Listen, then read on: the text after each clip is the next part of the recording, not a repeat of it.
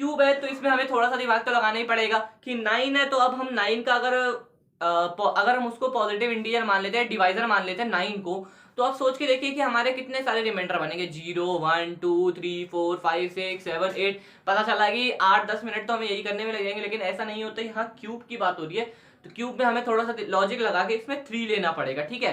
तो इसको मैं रख देता हूँ अभी साइड में, बस याद रहना चाहिए cube is in the form of 9m 9m plus 8 और 9m प्लस 1, इस फॉर्म में होना चाहिए। तो चलिए मैं अपनी एनसीईआरटी की बुक लेके आ चुका हूँ, ये रही क्लास 10 की मैथमेटिक्स जो कि हर स्कूल में चलती है। ये रहा एक्सरसाइज 1.1। तो चलिए हम इसका स्टार्ट करते हैं क्वेश्चंस। एक्सरसाइज 1.1, एक्सरसाइज 1.1 में पहला क्वेश्चन क्या दिया है, use Euclid division algorithm to find the STF of.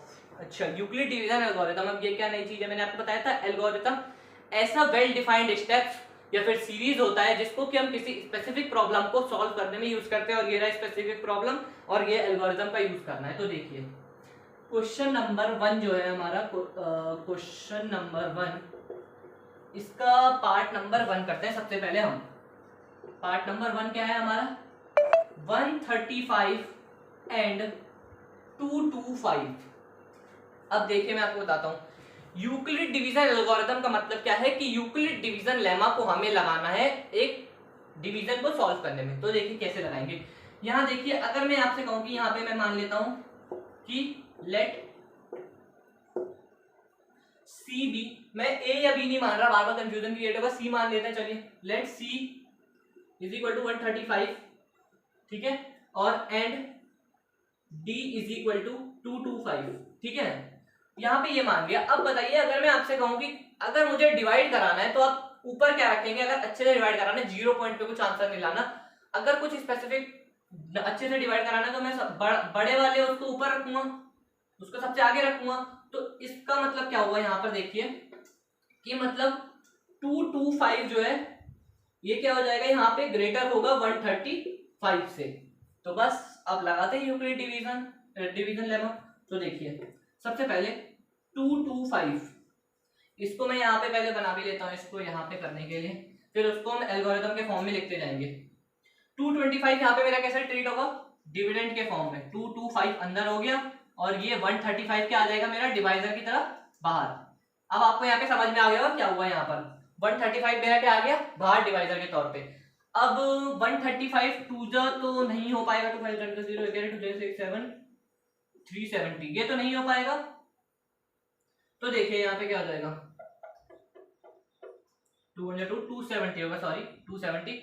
तो 135 वन जा 135 वन जा क्या हो जाएगा 135, 5 से 5 0, और फिर ये 12 में से 3 जाएंगे तो ये कितना हो जाएगा यहाँ पर 9, 90 आ गया। अब देखिए यहाँ पे एक स्टेप करना होता है, देखिए यहाँ पे जैसे 90 आ गया, तो 90 आने के बाद अब इस चीज को मैं यहाँ पे रख लूंगा, ये जो मेरा 90 और रिमाइंडर आया, अब ये पूरा कंप्लीटली सॉल्व तो नहीं हुआ, तो ये वाला जो मेरा जो आया है डिवाइजर, इस वाले डिवाइजर को अब मैं यहाँ पे डिविडेंड की तरह ट्रीट करूंगा।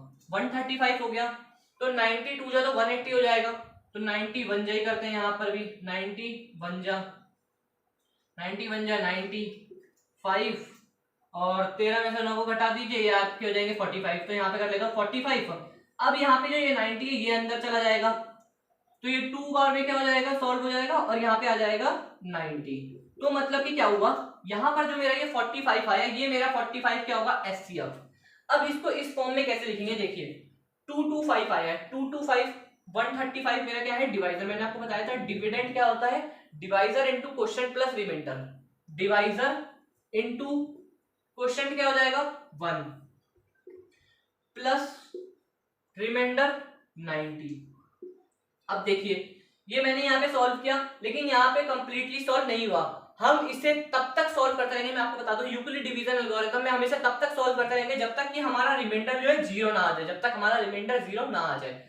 अब देखिए यहाँ पे 90 है तो अभी कंप्लीटली सॉल्व नहीं हुआ, तो अब इस चीज को जो है, ये जो चीज है 135, इसको अगर मैं इस फॉर्म में देखूं, ए मत कहिए सी के फॉर्म में देखता हूँ, सी ये है डी, क्यू मतलब क्वोशिएंट, और ये है रिमाइंडर।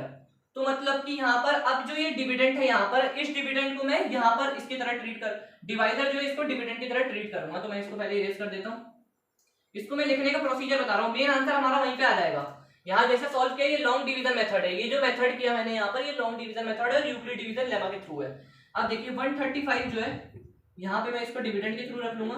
अब देखिए 135 मेरा डिविडेंड हो गया, into is equal to divisor, divisor क्या हो जाएगा 90, इनटू क्वोशंट, क्वोशंट क्या हो जाएगा 190, 1 जे रखा है वहां पर, प्लस रिमाइंडर क्या हो जाएगा 45। अभी भी जीरो नहीं आया, नहीं आया है, तो और फर्दर सॉल्व करेंगे। अब इस चीज को हम रखेंगे डिविडेंड, तो इसको अब हम रख लेते हैं 90 को यहाँ पर, 90 is equal to divisor 45 into quotient क्या हो जाएगा 2 प्लस रिमाइंडर 0। ठीक है, तो यहाँ पर जब हमारा रिमाइंडर 0 आ जाए, ध्यान से सुनिए, यहाँ पे मेन इंपॉर्टेंट बात है, जब हमारा रिमाइंडर जो है 0 आ जाए, तो यहाँ पर जो डी होगा, इस कंडीशन में जो डी होगा वही हमारा एसपीएफ होगा। और इस कंडीशन में डी हमारा क्या होगा, ये देखिए, ये तो सी हो जाएगा, मैंने बताया यहाँ पर सी हमने रखा ना 135 को 135 सॉरी, सी जो होगा, मतलब यहाँ पर हम मान रहे हैं कि यहाँ जो डिविडेंड है वो मेरा सी है, ये डी है, ये क्यू मतलब क्वेश्चन, और ये रिमाइंडर। क्यू और आर में तो एकदम क्यू क्लियर रहिए कि ये क्यू रहा और ये रहा आर, और जो सी और डी है यही मान लीजिए। ठीक है, तो ये मेरा सी जो है 90, और इस कंडीशन में जो डी आएगा मेरा वही मेरा होगा एचसीएफ। तो 45 यहाँ पे भी आ गया, तो मतलब हमने जो यहाँ से निकाला था वो मेरा एचसीएफ सही था। चलिए आपने भी निकाल ही दिया होगा। So the HCF of 135 and 225 is 45। ठीक है, तो आशा करता हूँ आपको ये वाला क्वेश्चन समझ में आ गया। और ऐसे ही इसके 3 पार्ट है, तो पहला पार्ट तो हमने कर लिया है, तो दूसरा पार्ट आप कर लीजिएगा, और तीसरा पार्ट चलिए अब हम यहाँ पे सॉल्व करते हैं। इसको मैं रेस कर लूं।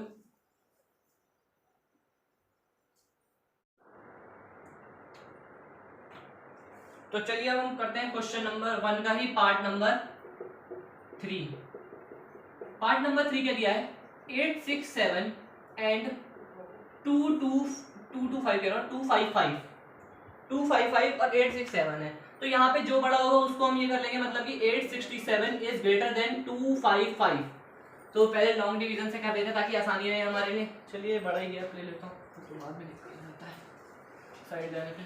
यहाँ से करता हूँ इसे, तो मतलब कि 867 जो होगा वो अंदर रहेगा डिविडेंड के तौर पे, और ये 255 ये क्या हो जाएगा मेरा बाहर रहेगा। तो देखिए 255 अगर मैं यहाँ पे 3 टाइम्स से करूँ, 3 5 15 का 5, एक है 3 15 16 का 6, एक है 3 2 6 6 7 765 हो जाएगा। अगर मैं 255 को 4 से करता हूँ तो नहीं होगा शायद,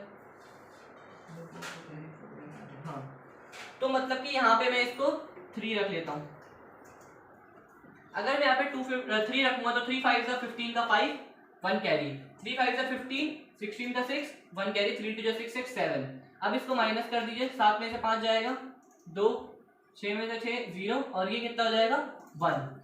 अब यहाँ पे मैंने आपको बताया कि इसको अब डिविडेंड रख देंगे 255, तो 255 का मतलब 1 2 2 रख सकते हैं, 2 2 4 2 0 204 3 2 6 3 हाँ, तो मतलब यहाँ पर हम क्या रख लेंगे 2 की तरह रख लेंगे 1 0, 2 बार में हो जाएगा यहाँ पर 2 2 4 2 0 0 2 1 2, 5 में से 4 जाएगा 1 5 5, और ये खत्म। अब यहाँ पे अगला वाला जो होगा 1 0 2 हो जाएगा यहाँ पर, तो ये तो साफ ही दिख रहा है 51 2 2 1 2 2 5 10, और ये पूरा कैंसल आउट हो जाएगा। तो यही मतलब इसका एचसीएफ क्या आ गया मेरा 51 आ गया। अब यहाँ पे इसे करते हैं पुट, 867 डिविडेंड है, डिवाइजर 255 इनटू क्वेश्चन 3 है, प्लस रिमाइंडर कितना आया था 102, रिमाइंडर आया था मेरा 102 प्लस 102।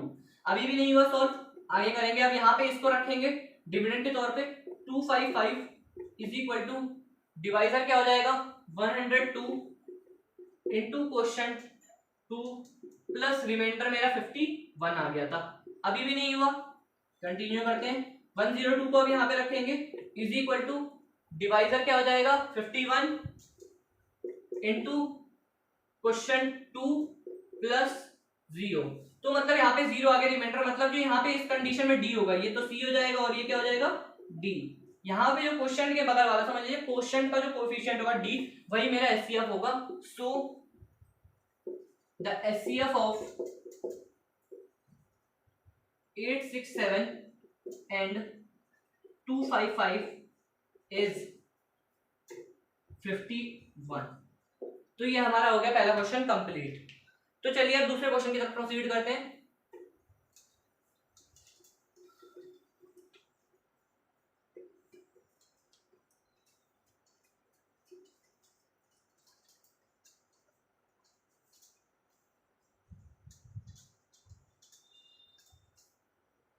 तो देखिए यहाँ पे दूसरा क्वेश्चन क्या लिखा हुआ है, second answer, show that any positive odd integer is the of form 6q plus 1 और 6q plus 3 और 6q plus 5 where q is some integer।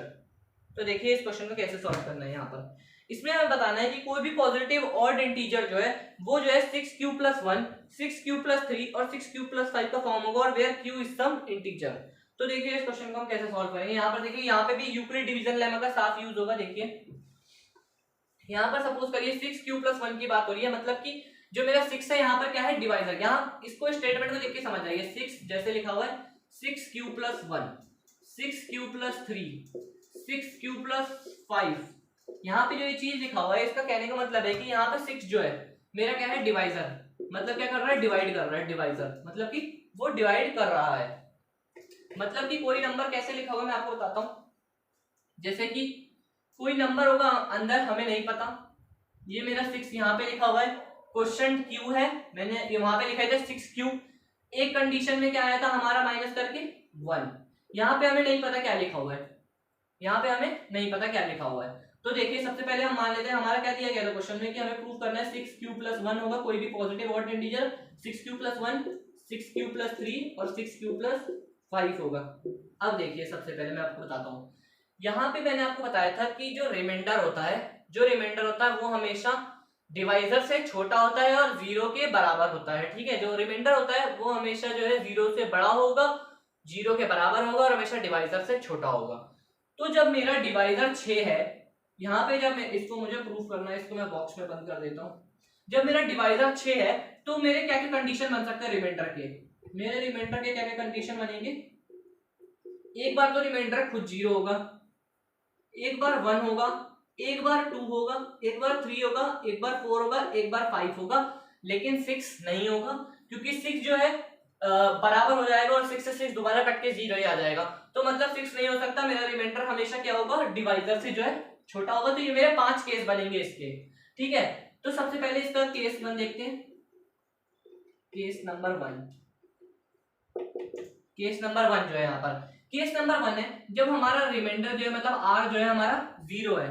तो जब हमारा r 0 होगा तो नंबर क्या बनेगा, देखिए r 0 होगा तो मतलब कि नंबर जो n होगा वो n जो कोई नंबर होगा वो क्या होगा 6, मतलब डिवाइजर तो 6 ही है, क्वोशिएंट भी कुछ होगा प्लस रिमाइंडर क्या है मेरा यहाँ पे 0। 6q plus 0 है, मतलब n इज इक्वल टू एक तरह से कहिए तो 6q ही बन चुका है। ये आ गया मेरा पहला नंबर। एक नंबर होगा n is equal to 6q। मैं यहाँ पे लाइन खींच देता हूं। अब मेरा केस 2 क्या हो जाएगा, देखिए केस नंबर 2, जब रिमाइंडर हो जाएगा 1, रिमाइंडर 1 होगा तो नंबर क्या बनेगा, n is equal to 6 divisor, quotient भी कुछ होगा q प्लस रिमाइंडर 1। ठीक है, केस नंबर 3। अब देखिए केस नंबर 3 में जब रिमाइंडर क्या हो जाएगा 2, तो मेरा नंबर क्या बनेगा, n is equal to 6q plus 2। ठीक है, केस नंबर 4, जब मेरा रिमाइंडर क्या हो जाएगा 3, जब मेरा रिमाइंडर क्या हो जाएगा 3, तो n is equal to 6q plus 3। तो ऐसे ऐसे करके हमारे केस बन जाएंगे। मैं डायरेक्ट लिख देता हूं यहाँ पर केस 5। केस 5 जो होगा वो मेरा क्या बनेगा, n is equal to 6q plus 4। और केस नंबर 6 जो होगा, केस नंबर 6 जो होगा वो मेरा क्या बनेगा, n is equal to 6q plus 5। ये मेरे इतने सारे केस बन जाएंगे नंबर्स के। तो देखिए यहाँ पे अभी क्वेश्चन कंप्लीट नहीं हुआ, यहाँ पे मैं बताता हूँ ऊपर ये वाला यहाँ से इरेज कर देता हूँ। यहाँ से आपको समझ आ गया होगा यहाँ पर। तो देखिए अब यहाँ पर इतने सारे जो केस बने मेरे number n is equal to 6q, n is equal to 6q plus 1, n is equal to 6q plus 2, n is equal to 6q plus 3, n is equal to 6q plus 4 और n is equal to 6q plus 5। तो यहाँ देखिए अब हमें क्या proof करना था कि कोई भी पॉजिटिव ऑड इंटीजर जो होगा वो हमेशा किस फॉर्म में होगा, 6q प्लस 1, 6q प्लस 3 और 6q प्लस 5 के फॉर्म में होगा। कैसे, अब देखिए यहाँ पे केस वन भी हटाई देता हूँ। यहाँ पर देखिए यहाँ पे जो n is equal to 6q है, इसमें आपने ऑब्जर्व किया होगा कि इसको हम ऐसे भी तो लिख सकते हैं, अगर मैं 2 कॉमन ले लूं तो अंदर क्या बचेगा, ब्रैकेट में 3q, फिर 2 3 या 6q हो जाएगा। और यहाँ देखिए ब्रैकेट में मेरा ऐसे लिखने का मतलब क्या था, अगर मैं किसी भी चीज को 2 से मल्टीप्लाई कराता हूं तो वो हमेशा इवन नंबर बन जाती है। जैसे देखिए 5 मेरा कुछ भी ऑड नंबर है, इसको मैंने 2 से भी मल्टीप्लाई करा दिया तो 5 2 10 बन गया। 6 होता तब भी मैं इसको मल्टीप्लाई करा देता तो ये 12 बन जाता। तो इसका मतलब अगर कोई भी नंबर जो है अगर मल्टीप्लाई हो जाता है 2 से तो वो इवन नंबर बन जाता है। तो मतलब 6 तो मेरा इवन नंबर है, इसको हटा दो। अगला नंबर है 6q प्लस 1 का, उसी तरह 6q को हम कैसे लिख देंगे, 2 3q प्लस 1। मतलब 6q को हमने कैसे लिखा है, 2 इंटू 3q। मतलब 2 को हम 3q से मल्टीप्लाई कर रहे हैं, 2 को 3q से मल्टीप्लाई करेंगे तो इवन नंबर बनेगा। लेकिन लेकिन लेकिन लेकिन इवन नंबर में अगर हम एक 1 ऐड कर देते हैं तो वो ऑड बन जाता है। अब कैसे, यहाँ देखिए अगर समझिए 4 कोई इवन नंबर है, इसमें मैंने 1 ऐड कर दिया तो ये क्या बन गया, 5, ऑड नंबर बन गया। लेकिन वही अगर मैं 4 में 2 ऐड कर दूं तो ये क्या बन जाएगा, 6, मतलब दोबारा इवन नंबर बन गया। ये देखिएगा कैसे काम आएगा यहाँ पर। अभी 2 3q प्लस 1 है, मतलब ये ऑड नंबर हो गया, मतलब ये सही है हमारा। n is equal to 6q plus 1 odd number होता है, हमने बता दिया, क्योंकि अगर हम 2 3q में अगर 2 इंटू 3q करेंगे तो ये इवन होगा, और इवन में एक जोड़ने पर वो क्या बन जाएगा, ऑड। अब देखिए n is equal to 6q plus 2 में क्या होगा, 2 कॉमन लेने पे अंदर बचेगा 3q प्लस 1। मतलब कोई भी नंबर है उसको हमने यहाँ से 2 कॉमन ले लिया तो कोई भी नंबर 2 से मल्टीप्लाई होगा, ब्रैकेट मतलब मल्टीप्लाई हो रहा है तो वो क्या बन जाएगा, इवन नंबर। कंप्लीट, हटाइए इसको। n is equal to 6q plus 3 है, यहाँ से 2 को अगर मैं कॉमन ले लेता हूँ, यहाँ देखिए क्या होगा, अगर मैं 2 को कॉमन लेने से पहले एक स्टेप यहाँ पे और कर देना चाहूंगा। देखिए 6q प्लस 3 लिखा हुआ है तो इसको मैं ऐसे लिख सकता हूँ 6q प्लस 2 प्लस 1। 2 प्लस 1 मतलब 3 को मैंने 2 प्लस 1 लिख दिया है। अब देखिए 6q और प्लस 2 से मैंने 2 कॉमन ले लिया, अंदर क्या बचा 3q प्लस 1 प्लस 1। मतलब कोई नंबर 2 से मल्टीप्लाई तो हो रहा है लेकिन उसमें 1 भी ऐड हो रहा है। देखिए यहाँ पे मैंने क्या किया, ध्यान से सुनिए। 6q प्लस 3 था, 3 को मैंने 2 प्लस 1 लिख दिया, 2 प्लस 1। अब यहाँ से 6q प्लस 2 में से 2 को कॉमन निकाला, अंदर बचा 3q प्लस 1 और उसका प्लस 1 का तो प्लस 1 लिख दिया यहाँ पर। तो मतलब 2 मल्टीप्लाई 3q प्लस 1, मतलब कोई भी नंबर है जो 2 से मल्टीप्लाई हो रहा है इवन नंबर बन गया, लेकिन 1 ऐड हो गया तो वो दोबारा ऑड बन गया, मतलब ये भी सही है। उसी तरह से यहाँ भी यही हो जाएगा, 2 कॉमन लेके सीधा बचेगा 3q प्लस 2, ये तो इवन नंबर हो गया। और यहाँ से क्या हो जाएगा, यहाँ पे वही करिए 6q, 5 को कैसे लिख सकते हैं 4 प्लस 1, 2 कॉमन ले लीजिए, अंदर बचेगा 3q प्लस 2 प्लस 1। मतलब कोई भी नंबर 2 से मल्टीप्लाई होगा तो इवन, और इवन में एक जोड़ दो तो ऑड, मतलब ये सही है। मतलब कि हमने प्रूफ कर दिया कि कोई भी odd number 6q plus 1, 6q plus 3 और 6q प्लस 5 के फॉर्म में लिखे जा सकते हैं। तो ये हो गया हमारा सेकंड क्वेश्चन कंप्लीट। तो देखिए दोस्तों थर्ड क्वेश्चन जो है वो यूक्लिड डिवीजन एल्गोरिथम की तरह है। ये वाला क्वेश्चन आप जरूर सॉल्व करिएगा और कमेंट सेक्शन में इसका आंसर बताइएगा। बहुत आसान क्वेश्चन है, ये आप सॉल्व कर लेंगे, और वरना मैं इसकी जो सॉल्यूशन वीडियो है वो मैं अगले लेक्चर में बता दूंगा, ठीक है। तो चलिए अब हम क्वेश्चन नंबर 4 करते हैं। तो चलिए अब हम करते हैं क्वेश्चन नंबर 4। क्वेश्चन नंबर 4 क्या लिखा है, use Euclid division lemma to show that square of any positive integer is either of the form 3m और 3m plus 1 for some integer m। अच्छा, तो यूक्लिड डिवीजन लेमा की बात हो रही है, तो सबसे पहले मैं यहाँ पे लिख दूं क्वेश्चन नंबर 4। देखिए अगर यूक्लिड डिवीजन लेमा की बात हो रही है तो यूक्लिड डिवीजन लेमा में हमने क्या पढ़ा था, a is equal to b q plus r, a is equal to b q plus r. अब तो आपको बताने की जरूरत है नहीं कि a क्या है b क्या है, आपको पता ही चल गया होगा। a डिविडेंड होता है, b डिवाइजर होता है, q क्वोशिएंट होता है, r रिमाइंडर होता है। अब देखिए यहाँ क्या लिखा हुआ है कि इसमें शो करना है कि square of any positive integer is either of the form 3m और 3m+1। अब देखिए इसमें हमें शो करना है कि कोई भी पॉजिटिव इंटीजर जो होगा उसका जो स्क्वायर होगा या तो वो 3m या फिर 3m+1 के फॉर्म में होगा। तो देखिए मैं यहाँ पे लिख ही देता हूँ। यहाँ पर देखिए हमें बताना क्या है कि टू प्रूव 3m और 3m+1। अब देखिए सबसे पहले 3m और 3m+1 से देखते ही आपके माइंड में इसके पिछले क्वेश्चन में मैंने आपको बताया था, यहाँ से आपको पता चल गया होगा कि यहाँ पे जो है डिवाइजर वो हमारा क्या है 3 है। तो मेरा नंबर क्या बनेगा, यहाँ देखिए n इज इक्वल टू जो नंबर बनेगा वो क्या हो जाएगा 3q + r। अब रिमाइंडर जो है यहाँ पर रिमाइंडर के भी कितने केस बन सकते हैं आपको पता होगा कि रिमाइंडर जो होगा हमेशा डिवाइजर से क्या होता है छोटा होता है। हमने यूक्लिड डिवीजन लेनो में पढ़ा था, क्योंकि रिमाइंडर जो होता है 0 के बराबर या 0 से बड़ा और डिवाइजर से छोटा होता है। तो 3 अगर मेरा यहाँ पर जो डिवाइजर है तो इससे छोटा रिमाइंडर का क्या क्या कंडीशन बन सकता है, 0 बन सकता है, 1 बन सकता है, 2 बन सकता है, बस यही 3 केस बन सकते हैं। तो देखिए सबसे पहले लिखते हैं केस नंबर 1। केस नंबर 1 में क्या होगा, जब रिमाइंडर आपका क्या हो जाएगा 0 तो नंबर क्या होगा n is equal to 3q + r मतलब 0 कर दीजिए तो एक तरह से कहिए ये 3q ही हो जाता है। अब देखिए यहाँ पे क्या करना है कि इसका स्क्वायर लेना है। इसका क्या लेना है स्क्वायर। तो अगर मैं इसका स्क्वायर कर देता हूं तो यहाँ पर मेरा स्क्वायर क्या हो जाएगा, देखिए अगर मैं इसका स्क्वायर कर दूं तो ये 3 3 क्या हो जाएगा 9q²। अब देखिए यहाँ अगर मैं यहाँ पे लिखा भी है कि यहाँ पे हमें लेना है कि फॉर सम इंटीजर m, कोई भी इंटीजर होगा m। अब देखिए यहाँ पे जो मेरा q² हुआ, अब अगर मैं q की कोई भी वैल्यू पुट करता हूँ, q की अगर मैं कोई भी वैल्यू पुट करूंगा तो उसका स्क्वायर होगा कुछ ना कुछ रिजल्ट देगा। तो सपोज करिए कोई इंटीजर आ जाता है तो वही चीज हम इसको यहाँ पे डिनोट कर देंगे, यहाँ से कॉमन लेके। देखिए जैसे यहाँ पे 9q लिखा हुआ है तो इसमें से 3 निकाल लिया, यहाँ पे 3 लिख के अंदर क्या बचेगा 3q²। ऐसे मैं कह रहा था, ये देखिए अब यहाँ जो 3q² है इसको सॉल्व करने पे कोई ना कोई तो इंटीजर जरूर निकलेगा। जरूरी से बात है एकदम, 3q² को सॉल्व करने पे कोई ना कोई इंटीजर जरूर ही निकलेगा। तो अगर मैं इसको सॉल्व करूंगा तो मैं यहाँ पे इसको 3m भी लिख सकता हूँ। ये मेरा बन गया पहला केस 1। अब अगर मैं ले लेता हूँ केस नंबर 2, केस नंबर 2 जब r क्या होगा हमारा 1 होगा तो मेरा नंबर क्या हो जाएगा n is equal to 3q + 1। अब इसका स्क्वायर जब मैं ले लूंगा तो यहाँ देखिए क्या हो जाएगा 3q + 1 का स्क्वायर मतलब a + b का होल स्क्वायर लगेगा यहाँ पर।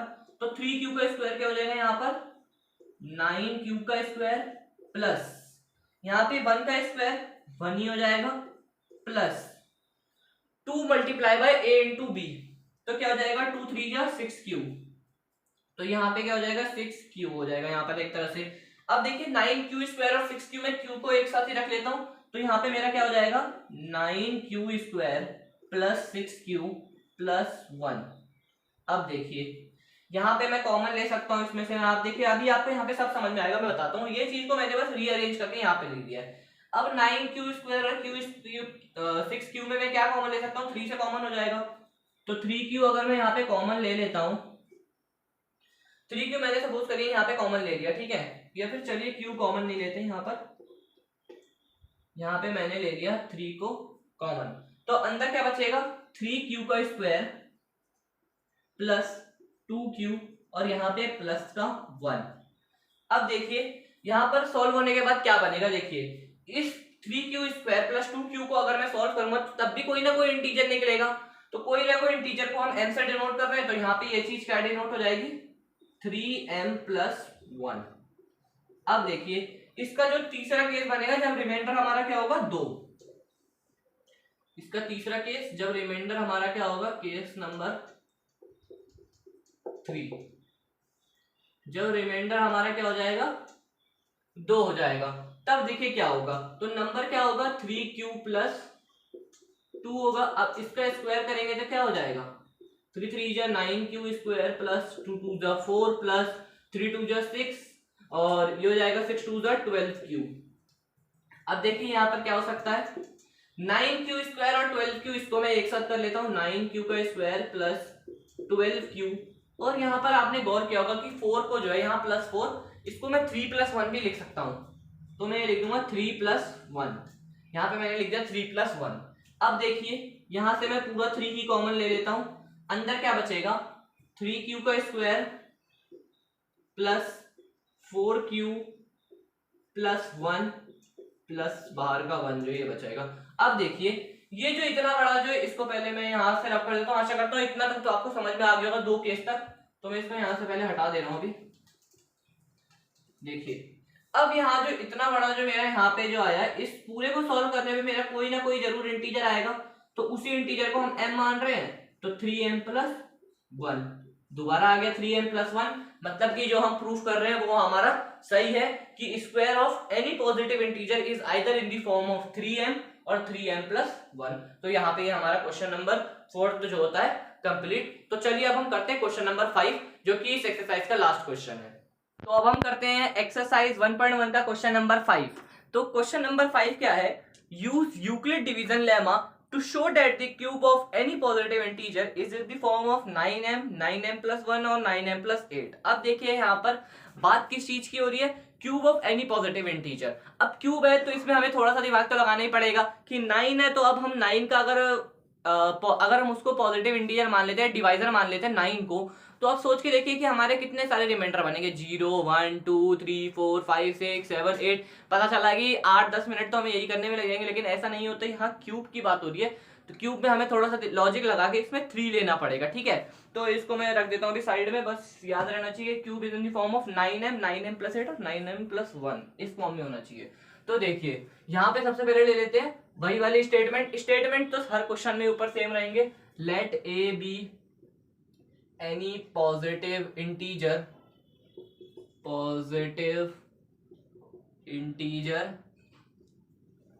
and b is 3।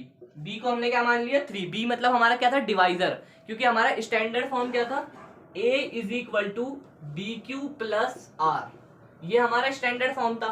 अब a = यहाँ पर हो गया b हम मान लेते 3q + r। अब देखिए यहाँ आ गया हमारा मेन हमारा यहीं पर है, यहाँ पर ये देखिए यहाँ पर हमारा मेन चीज है। अब यहाँ पे जो होता है रिमाइंडर के कितने सारे हमारे बन सकते हैं। देखिए रिमाइंडर के 3 कंडीशन बनेंगे, एक तो बनेगा आपका 0 पता ही है, 1 और एक 2।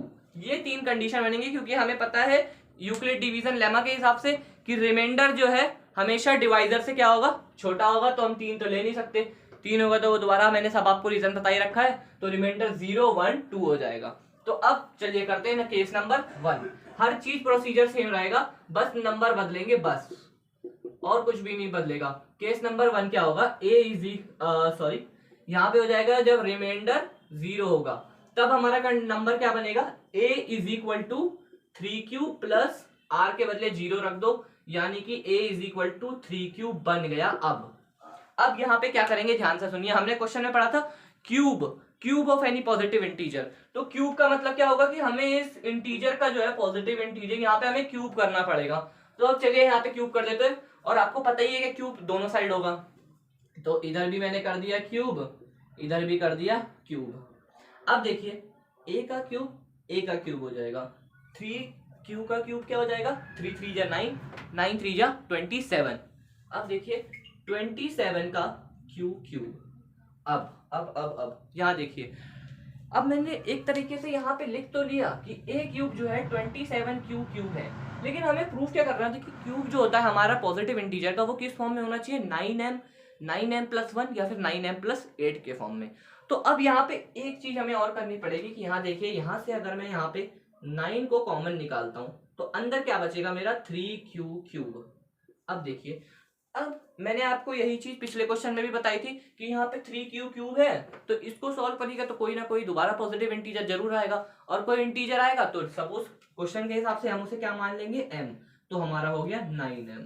ये हमारा पहला कंडीशन प्रूफ। अब चलिए करते हैं केस नंबर 2। अब केस नंबर 2 में क्या हो जाएगा, जब आपका रिमाइंडर क्या होगा 1। अब रिमाइंडर जब 1 हो जाएगा तो यहाँ पे नंबर क्या बन जाएगा, a = 3q + 1। अब देखिए 3q + 1 बन गया, वही बात अब दोबारा वही चीज रिपीट होगी कि a का क्यूब करिए, इधर भी 3q + 1 का क्यूब कर दीजिए। अब मैंने तो आपको क्यूब का बता ही रखा है, फॉर्मूला क्या होता है, a cube plus b cube plus 3ab² और फिर प्लस 3ab², क्योंकि यहाँ पे प्लस ही है, यहाँ पर और आसान है हमारे लिए। तो 3q का क्यूब प्लस 1 का क्यूब प्लस 3 इंटू a² भी करना होता है, तो a हमारा 3q है, 3q का स्क्वायर इंटू 1 प्लस 3ab², मतलब कि 3 इंटू 3q इंटू 1 का स्क्वायर हो जाएगा, ये हो जाएगा हमारा नंबर। अब देखिए यहाँ पे a क्यूब क्या हो जाएगा, 3 3 जा 9, 9 3 जा 27 q cube, 27 q cube plus 1 का क्यूब 1 ही होगा, प्लस 3, इसको चलिए ऐसे ही मुंह से हम सॉल्व कर दें, 3 इंटू 3 का स्क्वायर क्या हो जाएगा, 3q का स्क्वायर 9q² हो जाएगा, 9 3 जा 27, 27q² प्लस यहाँ पे 1 का स्क्वायर 1 ही हो जाएगा, 3q 3 3 जा 9q हो जाएगा, तो ये हो गया 9q। और इसको अच्छे से अरेंज कर लेते हैं, यहाँ पर 27q cube plus 27q² plus 9q plus 1। देखते ही आपके माइंड में भी आई गया होगा कि यहाँ पे क्या लगेगा। सबसे पहले यहाँ देखिए 27 27 9, देखते ही हमारे माइंड में आ गया कि हमें 9 को कॉमन लेना है, तो चलिए 9 को कॉमन ले लेते हैं। 9 को मैंने ले लिया कॉमन, अंदर क्या बचेगा, 3q का क्यूब प्लस 3q का स्क्वायर प्लस 1 और बाहर प्लस 1। अब दोबारा यहाँ पे वही बात कि इतना जो बड़ा मेरा स्टेटमेंट है यहाँ से लेकर यहाँ तक, ये जो है इसको मैं अगर सॉल्व करूंगा तो दोबारा मेरा कोई ना कोई पॉजिटिव इंटीजर आएगा, जो कि हमने क्वेश्चन के हिसाब से मान ही रखा है कि वो m है।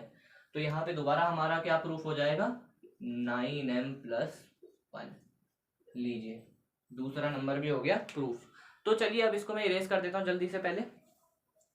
तो यहाँ से मैंने उठा लिया कपड़ा, इसको मैं यहाँ पे कर लेता हूँ। केस नंबर 1 को ही नहीं, 1 तो छोटा पड़ जाएगा, 2 को ही करना पड़ेगा क्योंकि 9m प्लस 8 है ना, तो थोड़ा सा बड़ा भी पड़ सकता है, तो इसलिए मैं यहाँ से इरेज कर लेता हूँ इसको। यहाँ से मैंने कर लिया इसको इरेज। चलिए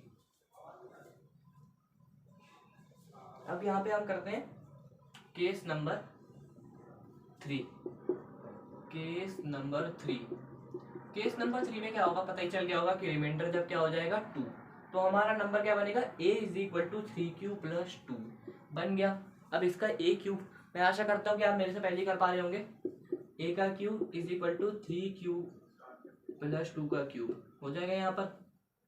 तो इसको मैं लिख सकता हूँ 3q का क्यूब क्या हो जाएगा मेरा, 3q का क्यूब प्लस 2 का क्यूब प्लस 3a² भी, 3 इंटू a² क्या है 3q, तो 3q का स्क्वायर हो जाएगा, और इंटू b क्या है मेरा 2, तो 2 प्लस 3ab², मतलब 3 इंटू a तो मेरा 3q हो जाएगा, और इंटू क्या हो जाएगा 2 का स्क्वायर हो जाएगा।